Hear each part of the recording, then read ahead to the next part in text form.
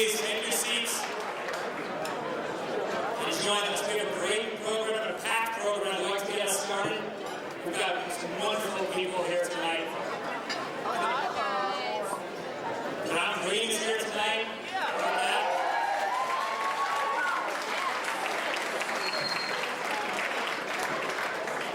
The mayor of our great city of Los Angeles is here tonight.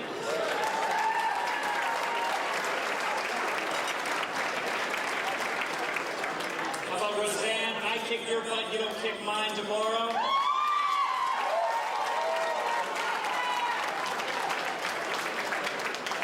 As I said, I'd like to welcome you all. This is the 4th annual Rage for Justice Awards. I'm Douglas Heller, the Executive Director of the Foundation for Taxpayer and Consumer Rights. Stop it and yelling. Tonight is not just another awards dinner. For us, we treat this night a very special night. But this year in particular, I might say this next year, but this year in particular, we're also celebrating the 20th anniversary of the Foundation for Taxpayer and Consumer Rights. How about that? 20 years. The evening is called. I'm going to ask everybody to please take their seats so we can get started tonight. Thank you very much. Thank you very much. The evening is called Rage for Justice. It's in honor of the late great Congressman Philip Burton. There was a book about him called Rage for Justice. And this evening is our way of carrying on the tradition of standing up for justice and for winning through courage, not compromise. It's in his spirit that our foundation and our honorees and actually so many of you spend your lives turning, organizing, using your outrage to organize, turning your anger into action, and your disdain, our disdain for injustice, into a life's work. So please sit down, enjoy yourselves. But we're about to get started with the awards, and I want you to be here for it. I want everybody to be able to appreciate some of the incredible people we have here tonight. For those of you familiar with our foundation, you know that we spend 364 days of the year in the trenches. So for us, it's a special pleasure to take one night out of the year and spend it with our good friends and our friends' friends, upon whom we count on year in and year out to allow us to do what we do. If I could, I'd like to acknowledge some of the distinguished members of our evening tonight. But before I introduce them, I'd like to ask if everybody could, for a moment, take their seats. We've got to begin the evening. And with me, you can hold your applause. These are some very special people, but I would like to introduce to you all some of the distinguished, honored guests that we have with us tonight. We have, as I mentioned, Mayor Antonio Villaraigosa. We have Congresswoman.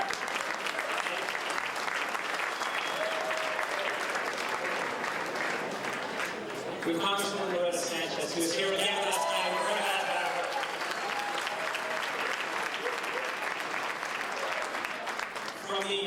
From our federal court system, the right side of the system, we have the Honorable Judge George Ciavelli and the Honorable Judge Dikran Tabrizian.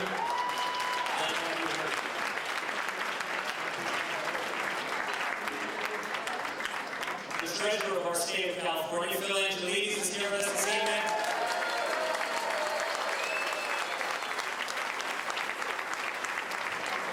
And our Attorney General, Bill Lockyer, is here.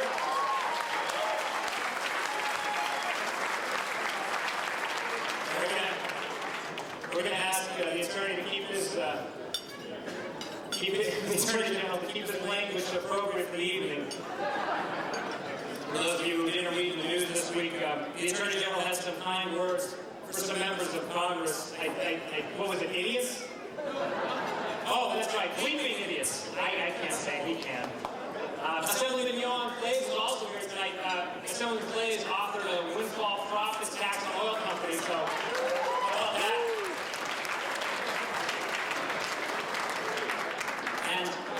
And I also want to take a moment and offer our appreciation for some past honorees of these dinners that are here tonight. Some previous Lifetime Legal Achievement Award winners, Herb Happ this year, and Bruce Boylett are here as well.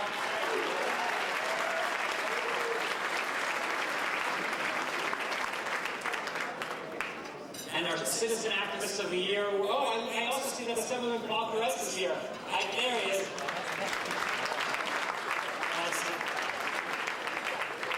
I also want to thank, we have some of our Citizen Activists of the Year awards. You know, like Marge DeBankin is here, or will be here soon. I can't see from out here. Also, Robert Greenwald, last year's Citizen Activist of the Year award. Let me just take a moment as well to thank Robert and his group of Brave New Films, who stepped in this year when California consumers faced the threat of an initiative by the insurance industry to take away consumer protections. Robert had the grand idea of doing a documentary about the insurance company that was leading the charge. Lo and behold, 2 weeks later, the insurance company decided to withdraw the initiative. So,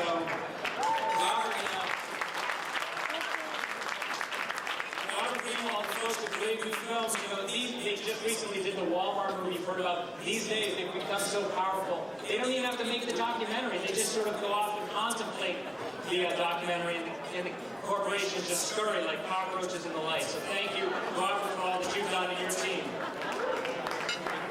We also have with our Consumer Advocates Hall of Fame, Michael Strumwasser and Fred Rucher here, Kathy and Scott Olson, and of course last year's Public Service Award winner Warren Beatty is here. He'll be joining us later in the evening.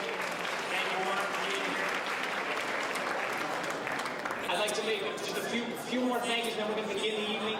I'd like to thank a special thanks to Joe Kakashi and the James Gang, who last year worked with us, volunteered their time and talents to put together just a hilarious animation that many of you I'm sure saw about Californians taking on Arnold. We have with us Wendy Malick, who is the voice of Minerva in that here. Thank you very much to you. And also, a special thank you to Mike Farrell, who's here. You will hear his mellifluous voice as the narrator of our video adaptation.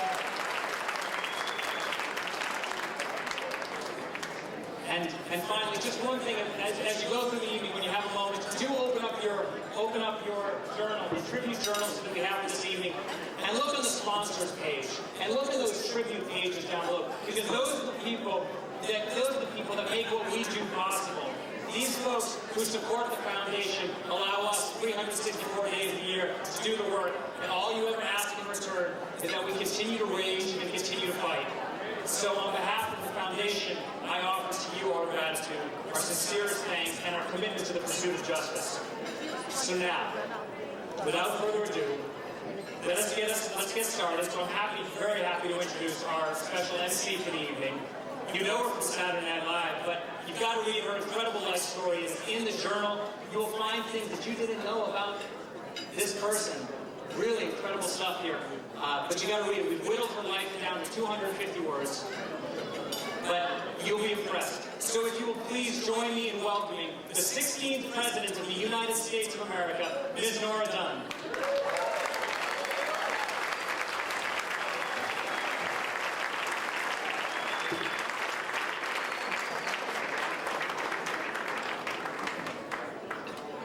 Thank you so much. Thank you, Doug.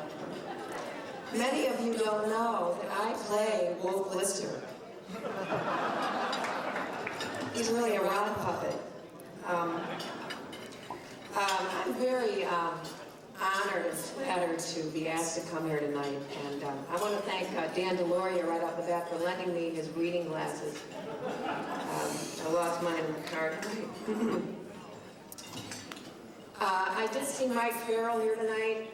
I'm such a big fan, and Mike, I did see you on C-SPAN calling this administration a group of two-bit chiselers. I just loved it. So I want to thank Harvey and Doug and Jamie for inviting me here tonight. I want to thank them for their great work.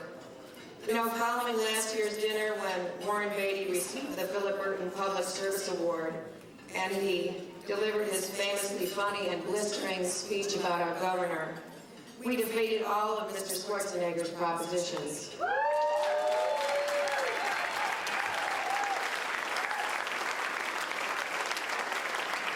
And I'm not talking about the ones he's made on his movie sets. I'm talking about the ballot measures.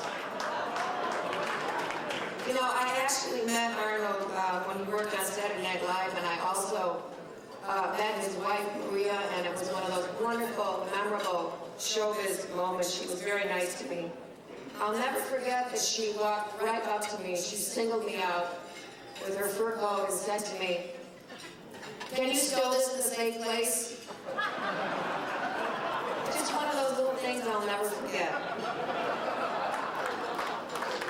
And a couple of years ago, we happened to be staying in the same hotel in Dublin, and I saw Arnold with his wife and with Eunice Shriver. They were there to attend the Special Olympics. And I later watched Arnold, and he said he was cheered at the Special Olympics, touting his support for everybody who has disabilities. And then when he became governor, one of his first proposals was to cut special education in public schools. That's our Arnold. Don't think for a minute that our state doesn't need this foundation and that governs or looks over the government and big business, that needs the scrutiny of this scrappy bunch. States are not protected from the wrath of this federal government, especially under George Bush. The Bush administration, which oh so long ago ran on a platform of states' rights, is fighting the state of California again as he fought against us against our clean air and water. He mandates now that our labels must stop warning consumers about ingredients that cause ailments such as cancer. You know, we're a bit more progressive in the state of California than are in Texas, where their food labels simply read, "Bite me."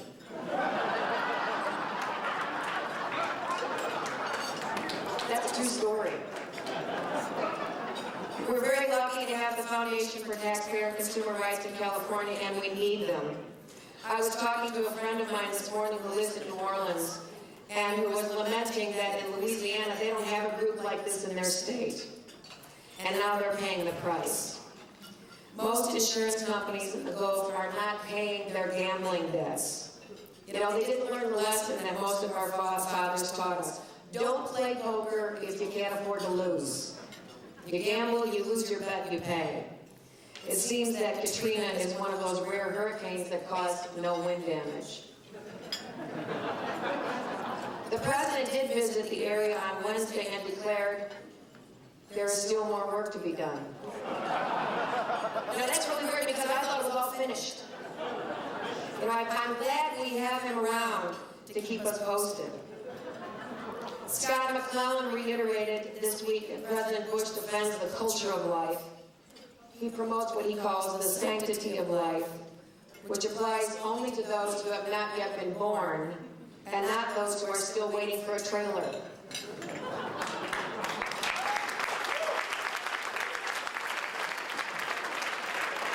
You know, if only we could pin the destruction of Katrina on Ellsworth County, maybe Bush would be pumping a few more $1 million into the region.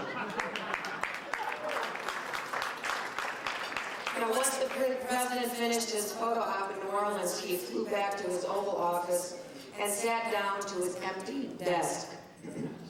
You know, last week I heard that a journalist interviewing the president in the Oval Office saw that his desk was bare. There wasn't a scrap of paper on it, there wasn't a memo pad, there wasn't a pen, there wasn't a pencil. He asked the president why his desk looked this way, and the president answered, "I like to keep a clean desk." We haven't seen a wit like that in the White House with Jack Kennedy. I know I'm crazy to read the newspapers, watch CNN and MSNBC. I monitor the events on C-SPAN, I read the blogs, I hate it, but I do it. If I don't, I feel that I'm becoming a part of the nameless rabble of Americans who don't know what's really going on. While alone in front of the TV, I yelled down one spell using language that would make Jimmy Lasorda blush. I sit in front of the TV firing questions at Scott McClellan that reduced him to a blubbering baby. I live in a fantasy world where every Enron executive gets life in the state pen, and Tom DeLay is caught in bed with Kathleen Harris. Yeah, please. I have become a lunatic, acting in private in my home the way mental patients act on the street. In the privacy of my own home, I tell every one of the clowns who are running this country exactly what I think of them. In fact, I can't wait to get home tonight and give Dick Cheney a grilling. You know, Dick Cheney's pension at Halliburton is $950,000 a year. Every year. And for that, Halliburton gets nothing in return. I think that's a shame. Mr. Cheney gets great health care. He gets the best doctors money can buy, while the rest of us look forward to the day we'll be able to get a hip replacement at Walmart. You know, in fact, Dick Cheney's yearly pension equals 1/3 of the entire combined income of every Walmart employee in the state of California. Not including what they pay Queen Latifah and now Andrew Young. I ran into Harvey Rosenfield and his wife, Georgia, at, I haven't seen him for almost 10 years, and we ran into each other at a birthday party for the UN. Let's hope it's not the last birthday party for the UN. But we'll see about that. Harvey, of course, is the founder of the Foundation for Taxpayers and Consumers' Rights, and my guess is he has a messy desk. I think he's got papers piled up on it, I think he's got pens, I think he's got pencils. I think he doesn't get away to his ranch very often. He was willing some 13 years ago to do something about the rights of ranting idiots like myself. His local action has had a national impact. And you know, he's a very happy guy. Every time I see Harvey, he seems really happy. And I think it's not only because what he does counts. I think he's really happy about what he's doing. He and his band of married men and women spend their time beating up the bullies, and what could feel better than that? He is the quintessential good guy. He is the quintessential fighter of the bad guys, and I'm proud to introduce tonight Harvey Rosenfield.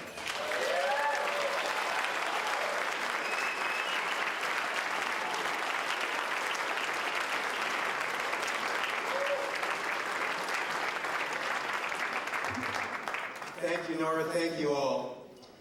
It's become a tradition at this annual dinner to show a video highlighting our achievements over the last 12 months.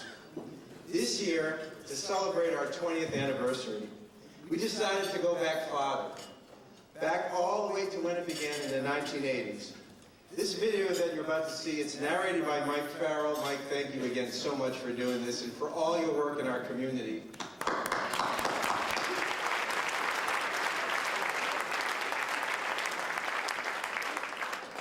I watched the video a few days ago, and I have a confession to make to all of you. I never set out to create an organization like the one that FTCR has become. I was just pissed off. Back in 1986, I saw something that really made me angry. I saw insurance companies jacking up their rates and blaming that on people who go to court to sue HMOs or the manufacturers of dangerous products or a polluter. And that pissed me off.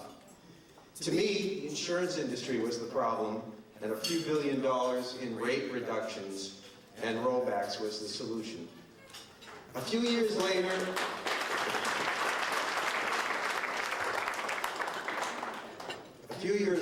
a young organizer who worked at a homeless shelter came aboard. His name is Jamie Court.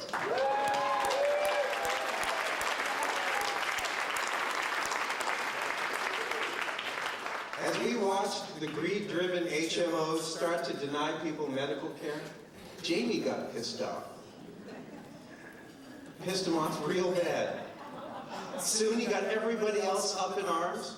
We joined up with the California Nurses Association, and our Patients' Bill of Rights became the national model for reform.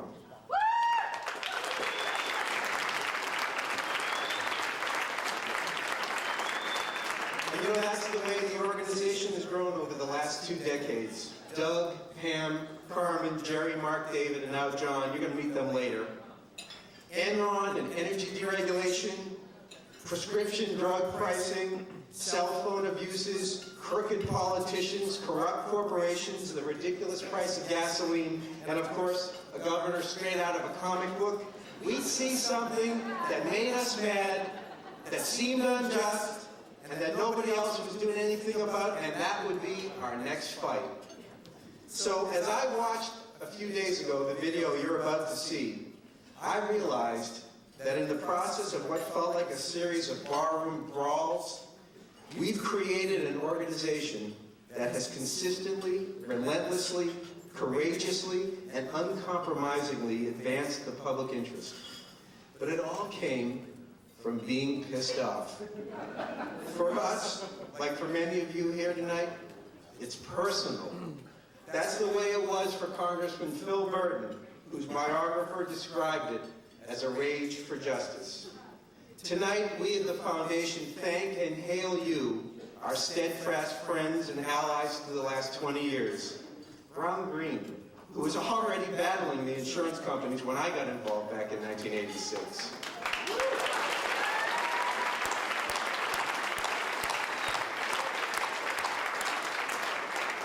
Roseanne DeMoro, the visionary Take No Prisoners leader of the Campaign for Patient Protection in 1996.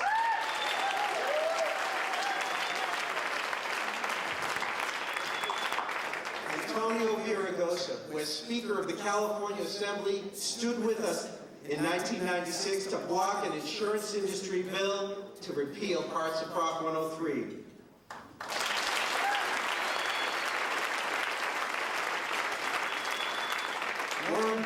Warren Beatty, whose remarks at this dinner 1 year ago tonight cut through the fog of gubernatorial celebrity that had paralyzed the political establishment.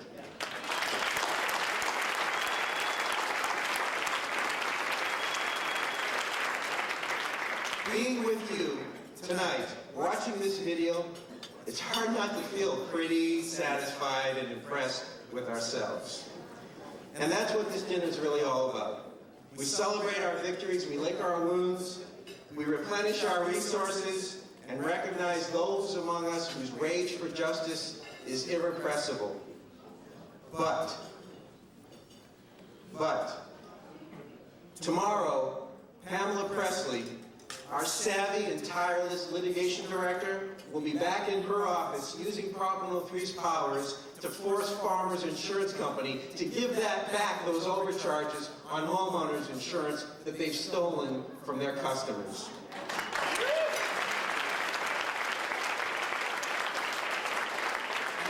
And this weekend, Jerry Flanagan and Carmen Bulger have to fly to Washington, D.C. because the United States Senate committee is considering a bill that would override the HMO reform victories we have won here in California.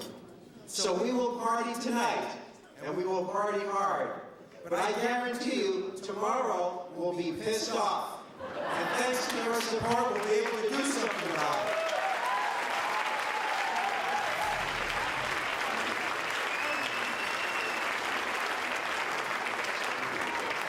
Mr. Rubinstein, what is the mood of the people out there in California right now?